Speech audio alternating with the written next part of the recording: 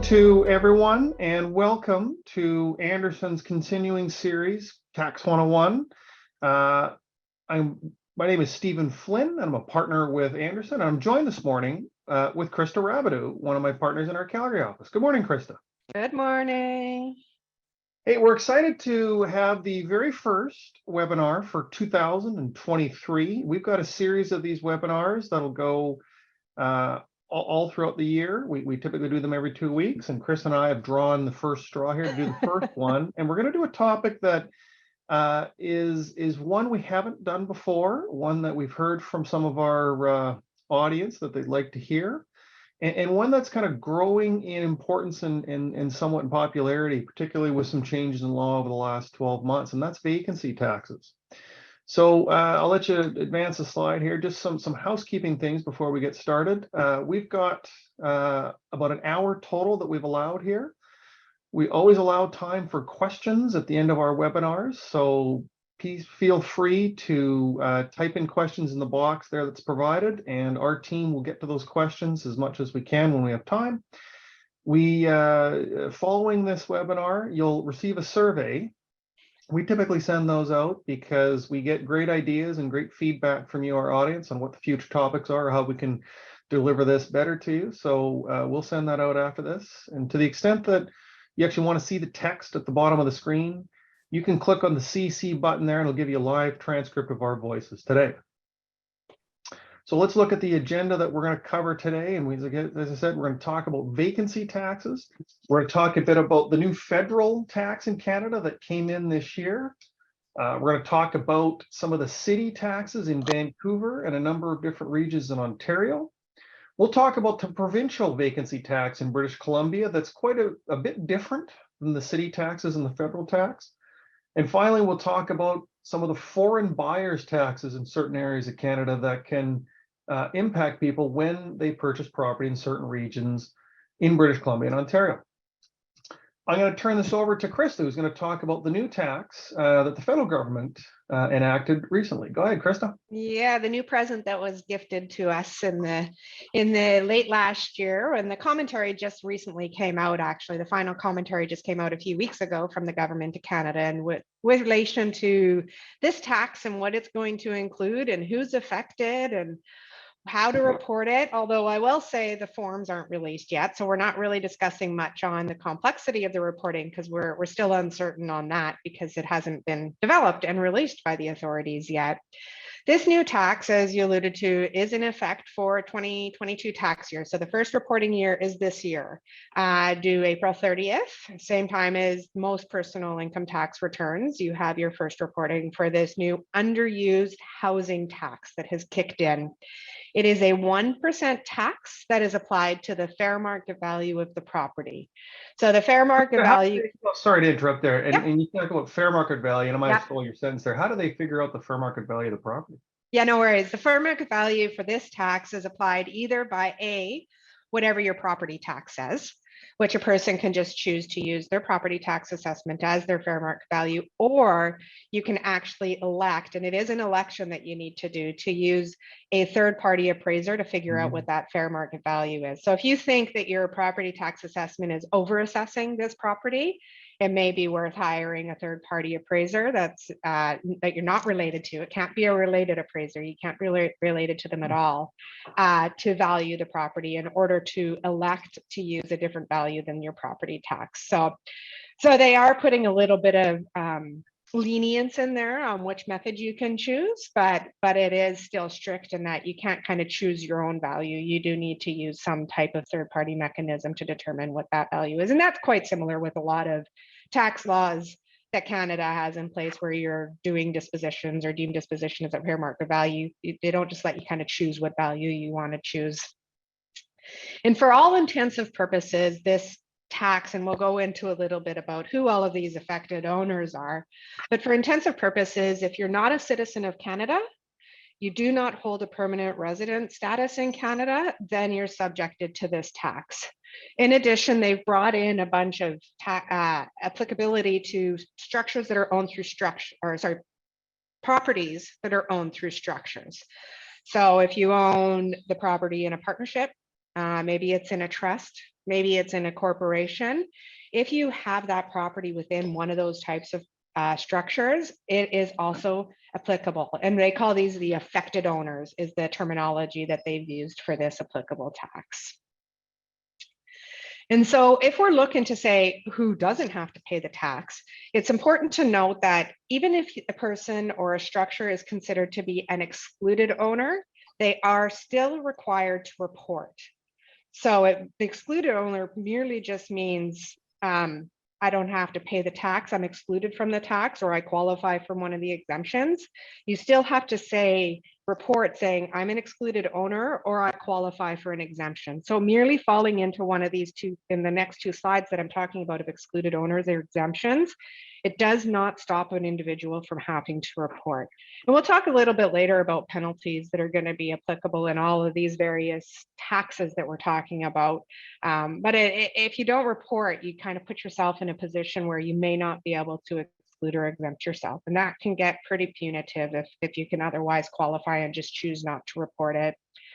Well, and as you'll see, Krista, I mean, one of the things that you see at the various Ontario and Vancouver levels is it's kind of the same process that if you don't fulfill whatever filing obligations or notification obligations, the presumption will be that you're subject to the tax and you'll get a notice, and then you'll have to appeal and fight and challenge that notice. So it is important for everyone who has houses that are subject to these different levels that they do file something to claim any kind of exemption. Exactly, exemption or exclusion, like, because it is definitely, you know, as you said, you don't want to get into that part where you're fighting for it. And they've written right into the commentary for a lot of these that if you don't file, you don't qualify. So they've kind of covered themselves off to really make sure people are reporting.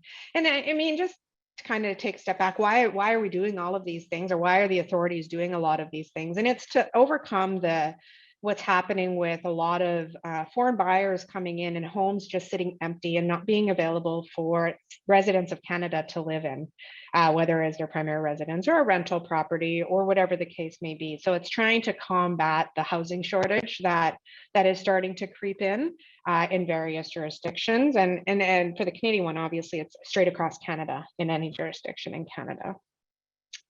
So who's an excluded owner? They've laid out various entities and individuals. As I stated, if you're a citizen of Canada or you hold a permanent resident status, you don't actually need to live in Canada to not be part of this tax.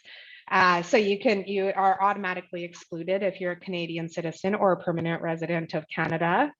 If it's through one of the structures that are listed on this slide, it's also considered an excluded owner.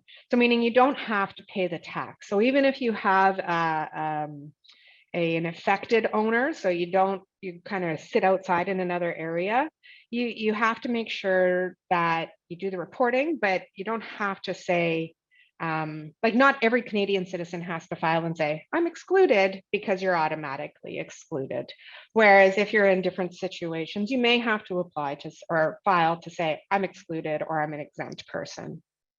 So the ones that listed here, public companies, charities, Canadian Indigenous, and these have to be Canadian, so you can't have a US public company, for instance, owning this property. If you do, they're going to be considered an affected owner, similarly a US charity.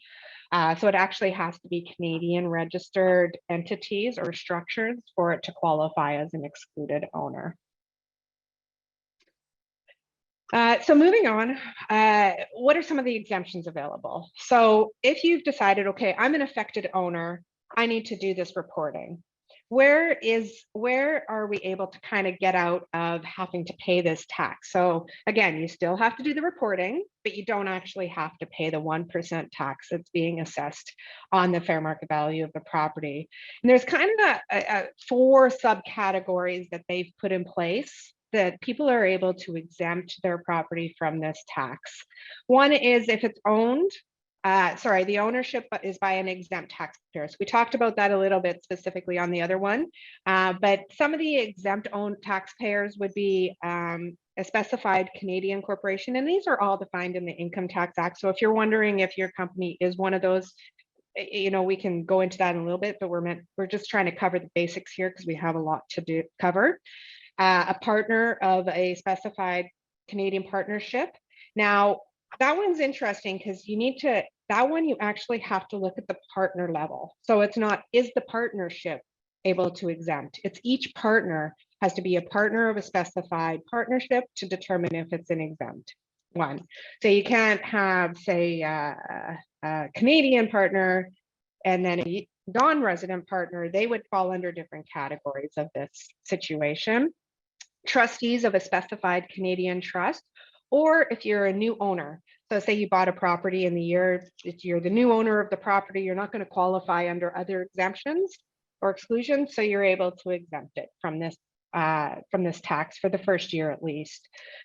Or it's a deceased taxpayer. So the taxpayer has passed away, obviously can't occupy the home anymore. There are certain exemptions available for deceased taxpayers because they don't otherwise meet the qualifications as an excluded owner. Residential that's not available for use could be things such as you just built the home, so you're not able to construct it, it's in process, you only were able to live there part of the year. Maybe it's not suitable because say it's a cottage, a summer cottage that you actually can't inhabit for the winter months or for many months of the year because the water gets shut down or power gets shut off. So if it can't be inhabited, I can't even say that word, throughout the entire year, that can be an exempt property. Or maybe, you know, there was some type of hazardous, a flood happened or a tornado, or you had some major renovations that you were undergoing that made the house, you can't occupy the house because of those things. So those would allow the property to be exempt from this tax. And do we know yet how you would tell the federal government about these exemptions? You were talking about the forms aren't available, but is there a mechanism, or is this? Yeah, it would be, if the intention is, according to the information that's provided to date, is on the return, there is going to be sections to say, I'm exempt because of this. Okay. So you report and you say, I exempted under this category. And you know, we'll talk about a little bit about audits and stuff in the future, but it's important that if you think you qualify for one of the exemptions, you file the form, you check the box why you think you're exempt. I'm assuming it's going to be a check the box.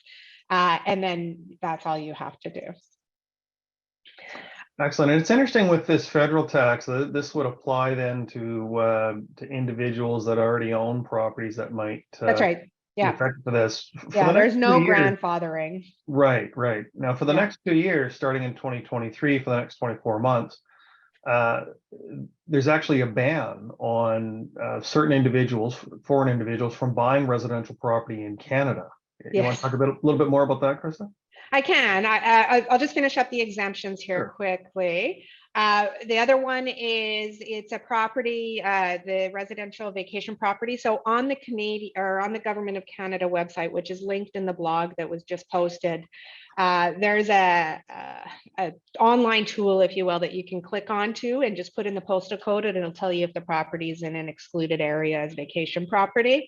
So then that is also exempt from the tax. And finally is based on occupancy. So say it had to have been occupied for at least 180 days in the year, and it had to be the primary residence for either the person who owns the property, or their spouse, or their child who's in school. So that's an important distinction, because they actually have to be in a designated learning institution, which are defined by the government as well. So you can't say buy a property for your child who's working. That would not actually be exempt from this status if you're a non-Canadian citizen or a non-permanent resident. So that's important to know, because sometimes what happens is people buy property and their parents live in it, or their kids live in it, or whatever the case may be. It's not necessarily going to be exempt just because they're related, unless they're paying rent at fair market value. So if the related person pays rent at fair market value, you're okay. Or you rent it out to a third party, then it's okay. There's no limit on a third party, because they're going to assume you're charging fair market value to the third party. So there is quite a few exemptions that exist there. And going back to your discussion on the foreign ban, if you will, of people owning property, that's right. 2 years, the Government of Canada has come out and said that there's a ban on any non-Canadian person from purchasing property in Canada for 2023 and 2024. some of the stuff that we're talking about, as you alluded to, Steve, isn't necessarily going to be applicable because it seems as though it's not going to matter for the next couple of years. But all of this does apply to property that was owned before 2022. Right. So it's just effective as at 2022. So it's not just for new purchases that are coming in. Well, and I think as people signed up for this webinar, I think we've seen some of the questions of people already asking, hey, I already own a property. Yeah. You know, am I hit by this? And so it is impacting, many people. That's right. And the answer is yes. Yeah. Everybody who owns a property that is not a Canadian citizen, not a resident, or one of the other excluded owners, you're caught by this. Sure. Absolutely. Yeah. Yeah. And as I said, the first reporting period is now. So it's due April 30th. Excellent. Yeah. Maybe you want to jump over to start on our city taxes now that we've talked about the grandiose Canadian one. Sure. And one of the things that you'll hear us talk about is, there's taxes at the federal level, there's taxes at the provincial level, there's tax at the city level. All of these taxes are introduced, legislated, and administered by different levels of government with different rules, with different terms, with different rates. So it's really important to distinguish which vacancy tax you're talking to. In some situations, you'll have multiple levels of tax applying to the same property. So you've always to distinguish that. So we're going to jump around a bit from the federal government to the city governments. And this is the tax that started it all. And this is the Vancouver empty homes tax. And it's an annual tax that's based on the assessed value of the property. And so this is a tax that is assessed on properties that are in the city of Vancouver only. And so if you can picture the whole area of Metro Vancouver, neighboring cities such as Richmond, where I live, Burnaby, North Vancouver, West Vancouver, those are not included in the Vancouver homes tax. There's lots of development, lots of homes being built on the endowment lands at the University of British Columbia. You may think of that as Vancouver, but those homes on the endowment lands are excluded from this tax. It's a tax that started in 2018 at 1% on the assessed value of the house. It got as high as 3% last year. Starting next year, it is all the way up to 5% of the assessed value of the house each year. And Steve, is the fair market value for that one similar to how Canada is applying the fair market value? It's a little bit different. It's generally based on the assessed value of the property. So okay. in British Columbia, many of us that own houses here just received their annual property assessment that shows the value at July 1st in 2022. It would be based on that assessed value that was just released in last week. So, what's your math here? If you've got a $5 million property in downtown Vancouver, and if it sits as your second place and you get hit by this, that's a $250,000 a year charge that you're paying. There's some exceptions to this tax, and it's expected that close to 99% of the houses in Vancouver would be exempt. The two major exemptions are if this property is your principal residence, your primary home. The other major exception would be that it's rented out to a third party, to an arm's length party, or it's occupied by a tenant for at least 6 months in the calendar year or more. And it's their principal residence. Now, under the Vancouver empty homes tax, there's no requirement to pay fair market value rent. The requirement here is that it's occupied by an individual as their own principal residence for 6 months or more. So you can get into situations where the owner may not live in Canada, may not live in the city of Vancouver, but if their children live there, if their spouse lives there, if they've got family that occupies it, that would be a qualifying tenant as long as it's their own principal residence for 6 months or more. They don't have to pay rent. They don't have to pay fair market value rent. So you see a lot of situations where homeowners in Vancouver have some fairly big mansions or some very expensive properties, and they're renting out rooms to individuals for $1,000 a month or some sort of well below fair market value, simply to qualify to meet the exemption. And so they may not get much in rent, but they're saving a lot in the city of Vancouver empty homes tax. Mm-hmm. Yeah. There's other exemptions that can help here if the owner is going through a major renovation of the property. that would qualify as long as you have what's defined as a major renovation. You got a permit from the city of Vancouver. It's generally a construction project going to last 6 months or longer. There's no defined term on that. What the city of Vancouver has come out and said is that if you're making minor renovations, those won't qualify even if you got permits. So if you're doing a kitchen remodel or if you're doing a bathroom remodel that expected to be done within 6 months, that's not going to qualify as a major renovation. So one has to be a little bit careful if they're renting out the property and they want to do something to that property and it requires the tenant to leave for a period of time, that the tenant can only be out for 6 months or less, because you need to have that tenant in there 6 months or longer on a minor renovation.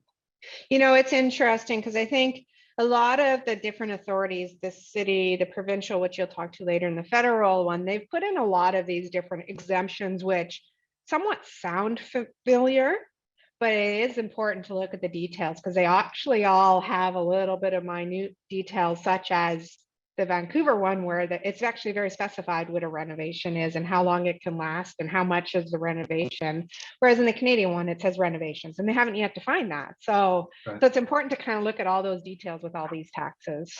I think it's very important, very well said, that each one, we may have 8 or 9 different types of vacancy taxes here between federal, provincial, and city.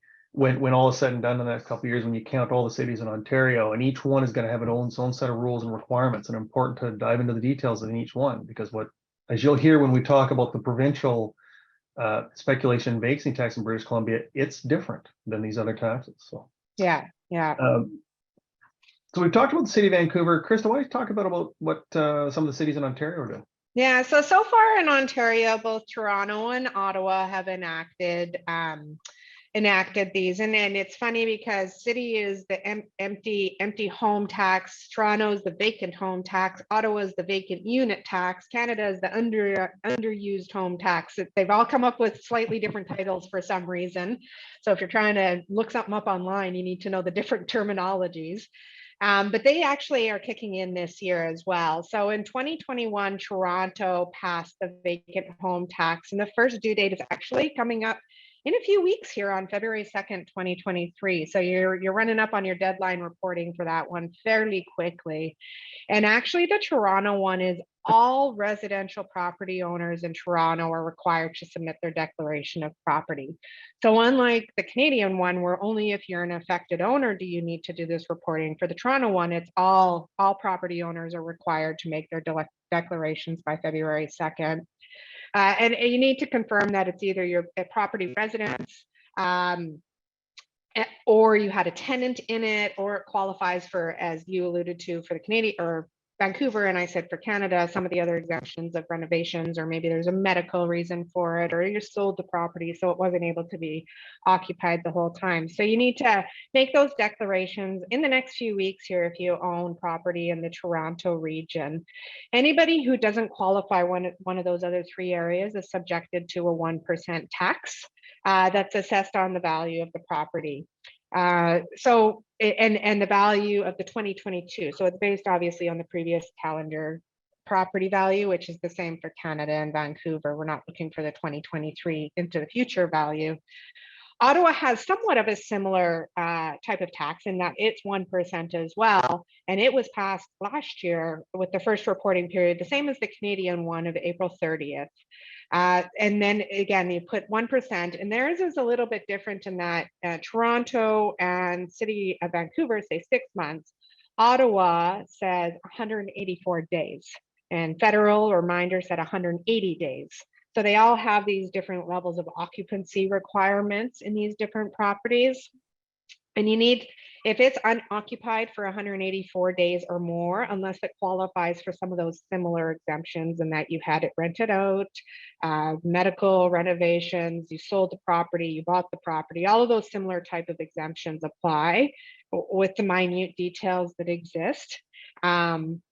Then you need to pay the tax of 1% on the assessed value of the property. There are some other regions that are looking at doing this in Ontario. The city of Hamilton is taking a look potentially for effective next year. And both Peel and York are talking about it. They haven't yet come out and said what one way or another what they're planning to do. But you said earlier, about a few minutes ago there, Steve, that over the next year or two, I think we're going to see a lot more regions start to pick up on this. And there's some regions that are actually canvassing that the governments do this, right? Well, absolutely. And I think what's important here is there's a lot of details on all these different taxes, and it's important to make sure you understand, and I'm going to call it simply the geography of the map of the region, and pinpoint kind of where the cutoff is. I'll talk a little bit later about the BC provincial speculation vacancy tax, but what you'll find is there's regions it applies to.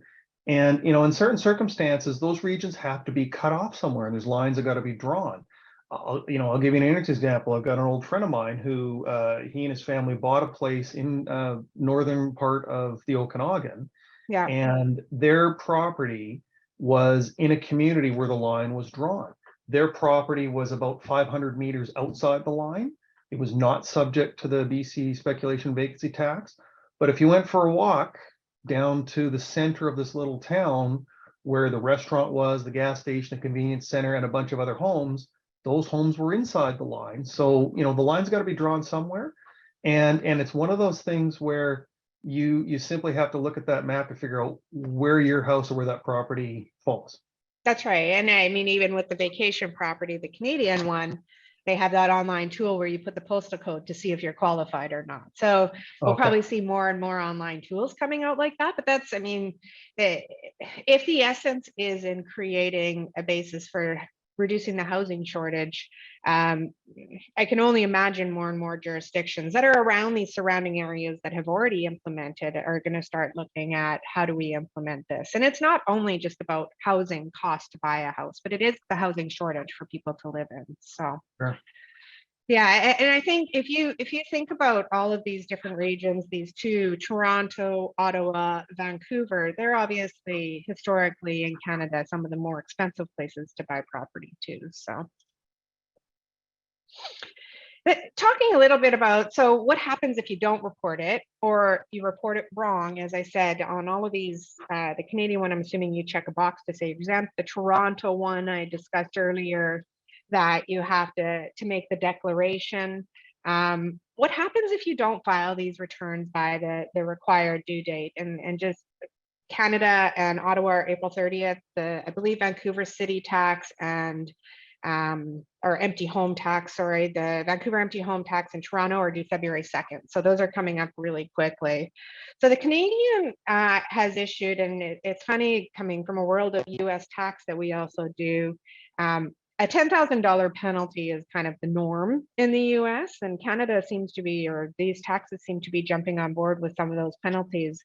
So the Canadian government has come out and said that if you don't do your declaration by April 30th, if you are an affected owner, that for individuals, the penalty is $5,000, and any other structure, corporation basically, if it's a corporation, it's $10,000 if you don't file the report timely.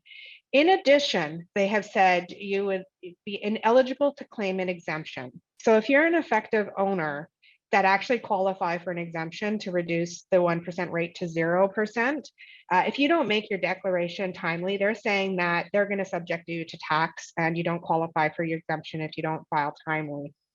Toronto has said, Toronto and Ottawa have said a similar thing, that if you don't make the declaration timely, they're going to deem your property to be a vacant property and subject you to the tax. Plus, the penalty can be anywhere from $250 to $10,000.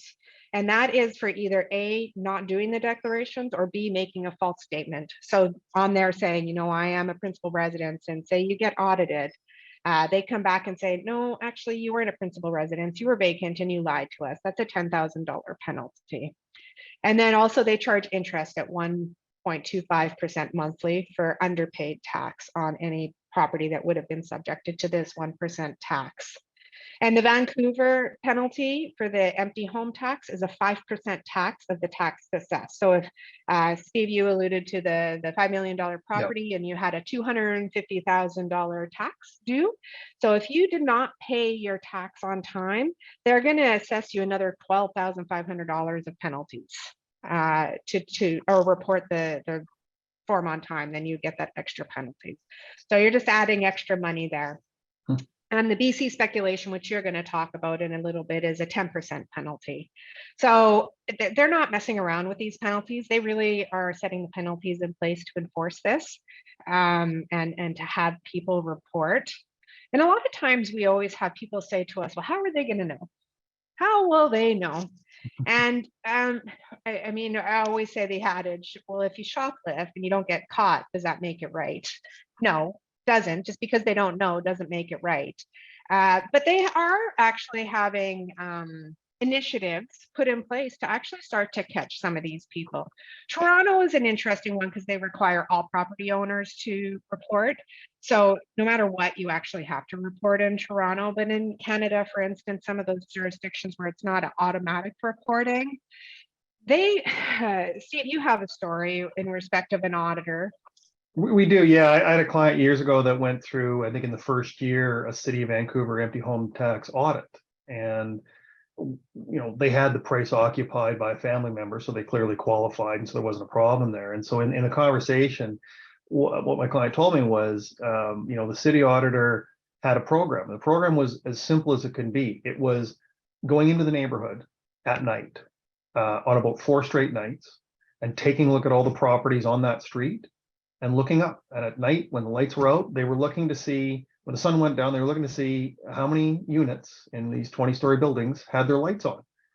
And this auditor picked a building that had the least number of lights on, and it was something like 80% of the homes didn't have lights on for the entire week. And every single unit in the building, again, according to my client who talked to the doorman, talked to the building, every single unit in the building got an audit letter. So those are some of the techniques that auditors are using to figure out if people are occupying these homes or not. That's right. And it's no secret, I guess, if you will, to a lot of officials where the jurisdictions are, where there's a shortage of housing available and potential homes staying empty for long periods of time. So it's not necessarily a rocket science, if you will, or maybe homes listed on Airbnb. Are they truly occupied all the time? Would they qualify? That's in the public domain, the homes, right? So there is different ways that homes can be captured as an empty home, a vacant home, underused home that you need to be careful for. And they have come out and said for the declarations that have been done, they are planning to do audits to make sure people are actually exempt from these taxes, or the declarations to make sure that they're accurate. So they are making an effort to try and ensure enforcement on this, both with the penalties and audits of these different jurisdictions and properties. Right. There are different ways to try and mitigate these taxes. You talked about it earlier with your individual who rented out the property for $1,000 a room to qualify for the Vancouver City. Renting out your property is probably one of the best options available. I know some people don't like to do that because they worry about damage to their property, and it's just easier, and they're holding the property for, they maybe want to come back in the summer and use it for 2 months. And if they rent it out, then they don't have the option to come and stay in it for 2 months in the summer. But renting it out is one of the easiest ways, or merely selling it. I mean, it sounds simple, but and a pain in the butt, but there are people that are just saying, you know what, it's too expensive. If you think about in the future, if you own a property in the Vancouver region that qualifies for all these taxes, you're looking at an 8% tax every year just to own this property and have it sit underused. And that 8% being again, in the city of Vancouver, for example, 1% federal, 2% provincial tax. I'll talk about that, and then the 5% city of Vancouver. So they do stack on top. They can potentially be a significant cost. Absolutely. Exactly. And looking at that $5 million property, the $400,000 a year just to merely own the property. Right. That's pretty hefty fee to decide if it's something you want to continue to hold, right? Absolutely. Or maybe undergo some major renovations. If it makes sense to do that, I don't know how long you can drag on renovations for. And after probably year 2, they're going to say, okay, really, are you renovating it still? I don't think that that's a long-term solution. And hopefully we don't have to resolve to the medical one, but you never know. So there are, I mean, renting it and making sure it's occupied or selling the property are the 3 main things to probably try and remove yourself from these potential exposures. So maybe we'll jump over now to the outlier here of the British Columbia speculation and vacancy tax, just to talk about some of the nuances that exist within that one. Sure, happy to do that. And the key thing here is this tax is similar in some ways to a lot of the taxes we've talked about, but it is different in a couple of significant ways. The British Columbia speculation vacancy tax, again, a tax assessed on the assessed value of the property, and there's 2 different rates here. There's a 0.5% on the assessed value for Canadian citizens, certain Canadian citizens, we'll talk about that in a second, or permanent residents.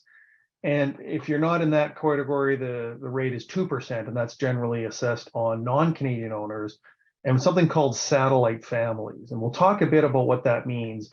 And you can actually be a Canadian citizen, but you can still fall in the 2% category. It's not for the entire province of British Columbia, it's for populated regions in general. So you look at Metro Vancouver, you look at the capital district, which is Victoria and the surrounding area. You look at the Okanagan, and this is Kelowna, West Kelowna areas. You look at the upper part of Vancouver Island, Nanaimo and surrounding areas. And the areas are growing. You know, just in the last year, the province has added places like Lions Bay and Squamish as you get up towards Whistler. They haven't included Whistler yet, but now Squamish is included in that category. And there's even regions in British Columbia that are asking the province to consider assessing that tax on their community so that they can free up some of these homes to use for people that need to work in the community. Salt Spring Island was one last summer that their residents actually want the tax to apply to their region. So it's crazy that you have residents saying, please apply this tax, and because there's a housing shortage, right? So sure. It's crazy to think there's residents actually saying that, but it does exist. Yeah. You'll have similar exemptions. The principal residence and the rental exclusions are going to cover the majority of the properties in British Columbia. The rental one is executed and enforced quite differently. We'll talk about that in a second. There's some other unusual exemptions. Just in the interest of time, we'll kind of move on here to, if you want to go to the next slide, what are the big differences here? And so what's this concept of satellite family or untaxed worldwide earner? This is very different from the City of Vancouver empty homes tax. It's very different from the federal tax. The province of British Columbia was concerned not only about homes being vacant, but also families buying property but not being subject to income tax in Canada, and therefore not providing income tax revenue to help pay for, you know, items the province is offering to the public, road maintenance, schools, hospitals. So the concept here is this, is that if the family unit, if less than 50% of the family unit's worldwide income is not subject to Canadian income tax, then the family falls into something being called an untaxed worldwide earner. And as a result, they're going to be subject to the BC speculation and vacancy tax, and at a rate of 2% of the assessed value, even though the family is occupying the house. And even though they may have a relative or someone who's living in the house occupying it. Yeah. So go ahead. We often have that situation with a lot of our clients where one of the spouses is down in the US working, lives down there, works, files as a US resident because they spend most of their time there, come home into Canada once in a while to visit their family because their spouse lives there, their children lives there. That qualifies. That's very true. I mean, unless more than half of that couple's income is taxed in Canada, they're going to be considered an untaxed worldwide income. So even though they may be Canadian citizens, they're still subject to this provincial speculation vacancy tax. Mm-hmm. There's situations people will get into where they try and rent out the property. And if you can rent out the property on kind of an arm's length basis at fair market value rent, that'll help get one of those exemptions. But there's a specific category here, something called non-arm's length rentals. And the idea is that if you've got someone who you're related to, or if you've got a special relationship with that person, which is a bit undefined, but the idea is that if that person is occupying that property, whether they're paying rent or not isn't relevant. What's relevant is the formula of their taxable income in Canada as a proportion of the fair market value of the rent. And so let's break that down a little bit. So let's say you are someone that the two of you have moved outside Canada, you've kept the family home, and your oldest child is going to be living in the house. And it doesn't matter if your child pays your rent or not. If your child's going to school, for example, and they don't have any taxable income, or maybe they've got a summer job or something and they're making $20,000 a year, if that's their taxable income, that income has to be more than 3 times the fair market value of the rent. Again, not the rent they're paying. That's not relevant. What's relevant is the fair market value of the rent. So if you looked at the houses surrounding you and you say, well, we could probably get $2,500 a month for this house, that's $30,000 a year of rent, fair market value rent. That tenant, that non-arm's length person related to you, has to make taxable income in Canada of $90,000 or more for it to qualify as a rent. Otherwise, if they don't, you're subject to the speculation and vacancy tax. So you'll get some odd situations where you may have an arrangement where you're not subject to the federal tax, where you're not subject to the empty homes tax in the city of Vancouver, but you are subject to the 2% speculation and vacancy tax. Yeah. It's interesting they call it speculation, because that's just what it is. A lot of these different rules that they're putting in is making a lot of speculative rules. So. Yeah. Well, and I'll give you a really interesting example we had a couple of years ago on a situation. So we had a US person who owned a property in Vancouver, and it was occupied by their sister-in-law. And so they had filed all the exemptions and claimed, an exempt status. Now, when we started to ask a few more questions, the individual was elderly. The sister-in-law he had known for 40 years, but she wasn't renting out the property at all. She wasn't paying any rent. Again, not relevant for the city of Vancouver empty home tax. She was occupying it. It was her principal residence. So we weren't concerned about that. But the fact that she wasn't paying her any rent, or more importantly here, the fact that her income was quite low. Her income wasn't 3 times more than the speculation vacancy tax rule about whatever it is on rental, on fair market value rent. So in theory, then the question became, well, are they at non-arm's length or not? Yeah. Well, under the Income Tax Act, and that's one of the definitions that the speculation vacancy tax points to is, the definition under the Canadian Income Tax Act, you're generally related to your brother and your sister-in-law. But in this case, what we discovered is that the brother had passed away. He passed away some time ago. So in theory, the owner isn't related to the sister-in-law anymore. So, the argument could be, well, they're not, related. The place is occupied. Now, you could also say then, well, they're not paying rent. And so is this truly a non-arm's length relationship? Because they may not be related, but it could be considered a special relationship. And that special relationship over 40 years, dictated then that there wasn't any rent paid. So it's a definite gray area here, and a really, difficult one to interpret sometimes. Well, and I think it's interesting because if you think about in the situation where it's an elderly person, a lot of people throughout their entire life work to pay off their mortgage and have no mortgage and not have to pay rent. And when you have situations where you have a family, maybe your parent or whatever the case may be, and some of these rules, living there rent free, because that's what you worked for a lot of your life to get to that point, to not have to pay rent or a mortgage, you're now somewhat penalized for making that good financial decision. Sure. Absolutely.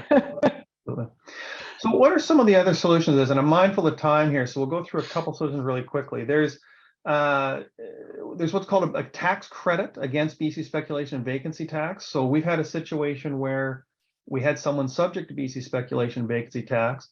we were able to have them taxable in Canada. Granted, their worldwide income was always exempt from tax. So they were an untaxed worldwide income, 0% of their income was taxable in Canada, but they had a business here. They spent time here. They could get a salary here. We had them pay Canadian income tax, federal and provincial income tax on a certain amount of income. We made sure they got a foreign tax credit on their US return. So they weren't paying any more income tax. They just paid a little bit more to Canada and a little less to the US federal government. But that action created a credit against the BC speculation vacancy tax that probably saved them $35,000 a year.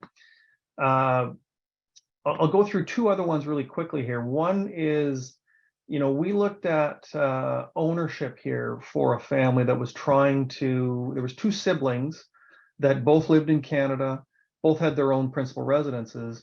They wanted to buy a property for their parents. Their parents were at an advanced age. Their parents didn't have a lot of income, couldn't afford to live in Vancouver. And so they wanted to buy a house for their parents, but they wanted to keep ownership of the house just for family planning, control the asset, trying to avoid BC probate. The concern we expressed to them was, well, if you go ahead and do that, you're going to run into this non-arm's length rental rule because your parents don't have enough income to cover that 3 times fair market value rental rule. And great that you got control of the property and a great thing you're doing, but unless we can find another exemption, you're going to be subject to the speculation vacancy tax, I'll bet at a rate of 0.5% a year. The solution there was to gift the money to the parents, for the parents to buy the property in their name, so they were the owners. They can then claim their principal residence exemption from it, and then go through, the will and go through other agreements to try and, make sure the asset was then, transferred back to the two siblings when the parents passed away, and go through some other planning strategies to avoid BC probate. So there was a solution there, but you got to keep this in mind. The other one here is, I'm going to skip over exemption on family status. And here's the idea is that if you're a situation where you're two people who are married, and if your family income is less than 50% taxable in Canada, then you're going to be a satellite family. So we have a couple that approached us, and he lived on the East Coast of the US. She lived in Vancouver. His income was higher than hers. They were in a relationship, wasn't clear what the relationship was, but they were considering getting married. And the concern we expressed to them was, if you're married, the BC speculation tax is going to apply to your spouse here living in Vancouver, even though she's been in the house 30 years. Even though, nothing changed and she occupies the house, the act of you being married now trips you into this thing, and you're going to be paying speculation vacancy tax, even though he doesn't own any portion of the house. It's because you're considered as a family, untaxed worldwide earners in a satellite family. So, the joke is always, we give tax advice, not personal life or marriage advice, but the advice there was, be cautious, and maybe you don't get married, and maybe you really have to redefine your relationship. What a strange thing to have to advise to beat tax law, but that's what the BC government has enacted. So. Yeah, it's you walk that very fine line on where the advice goes, right? And I mean, sometimes, we always say don't let tax wag the dog's tail, but sometimes it makes sense in situations where you could be penalized with a really high expense of a certain tax. So. Absolutely. Thank you, Krista. I'm mindful that we've got 12 minutes left here. We've got one more thing you're going to cover on foreign buyers. Yeah, you bet. So the last thing that we're here to cover, or we're going to cover today, is just about the foreign buyers tax. And we're not going to talk about this one too long, merely because, as we alluded to, there's the 2-year prohibition of purchasing property by foreign buyers. So technically, most of these buyers probably can't even buy a property in Canada for the next 2 years. But it's important to note the jurisdictions of Ontario and British Columbia, that they have enacted this a transfer tax, if you will, for foreign buyers of property in Canada. And this tax is applied when you purchase the property. Unlike the other ones that are somewhat of an annual expense, this one you most likely can apply to the basis of the property that you purchase. But it's a tax that's 25% for Ontario and 20% BC that's applied to the purchase price of the property. So it is something, like I said, probably there might be some foreign buyers that may be able to qualify to purchase a property still that would fall within this category. So it's definitely important for us to bring it up. But I would imagine over the next couple of years, we'll see less of this happening right now just because of that federal ban on property purchases. Yeah. I think that about wraps up everything that we have for today. We do have a bit of time here to answer some questions, but just firstly, before people hop off, just a reminder that, as Steve said, we're going to be sending out a survey as soon as the webinar is done here. Please make sure to let us know if there's anything that you would like to see different in our webinars or ways that we're able to improve. Also, if you have future topics that you would like us to cover, or maybe topics that we've previously done that you would like us to revisit or add on to, please feel free to put that in the survey and let us know, because we always love to have ideas from the people who are watching. Thank you again for attending, and Steve, thanks for co-hosting this webinar with me. And we have Angie Fang, a manager within our Calgary office, on the line here, who has been fielding questions as they come in. Angie, is there any questions from the webinar today? Yes, Krista, we've got some great questions from the audience. The first one is, we have not heard about this new tax. My wife is a dual citizen. She owns property in Summerland, BC, which is used seasonally every year. Is there a new tax obligation? Well, under the federal tax rules, no, because if she is a citizen of Canada, they're not considered affected owners. Citizens and permanent residents are not, this tax is not applicable to them in the reporting.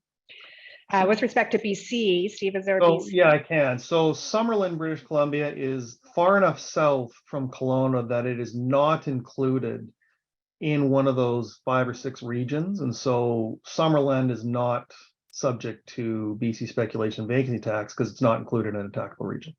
That's right. I mean, that's today. So as we talked about through this webinar, a lot of jurisdictions are looking. So it's probably something you want to look at annually to make sure within that specific jurisdiction it doesn't get brought in.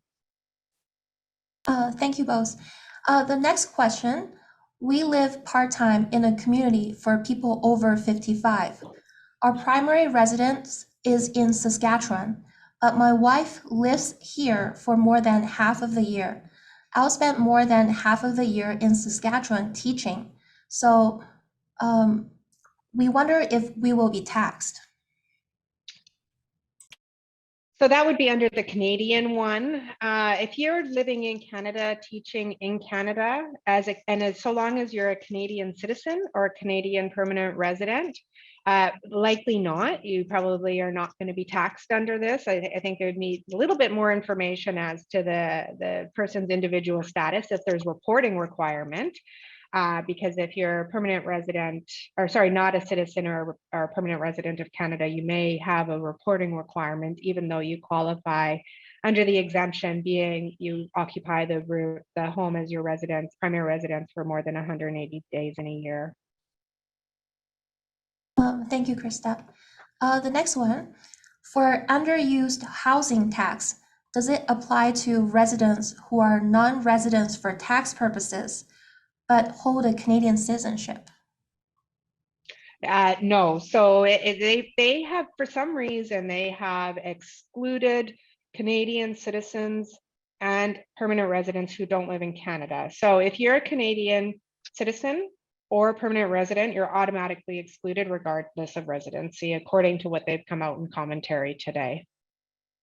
Well, and I think that's an important one to show the multiple levels here, because that's the answer for the federal income, the federal vacancy tax, the federal level.